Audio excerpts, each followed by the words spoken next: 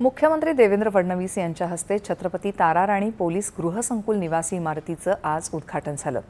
महाराष्ट्र राज्य पोलीस गृहनिर्माण कल्याण महामंडळामार्फत कोल्हापूर पोलीस अधीक्षकांच्या अधीनस्थ अधिकारी आणि कर्मचाऱ्यांसाठी हे गृहसंकुल बांधण्यात आलं आहे। उपमुख्यमंत्री सुनेत्रा पवार, विधानसभा अध्यक्ष राहुल नार्वेकर, पालकमंत्री आणि राज्याचे आरोग्यमंत्री प्रकाश आबिटकर यांच्यासह इतर मान्यवर उपस्थित होते।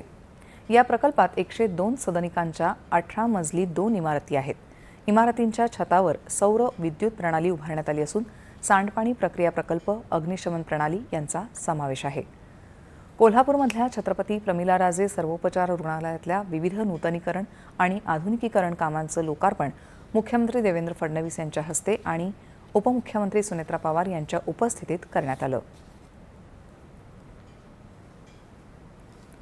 महाराष्ट्र टँकर मुक्त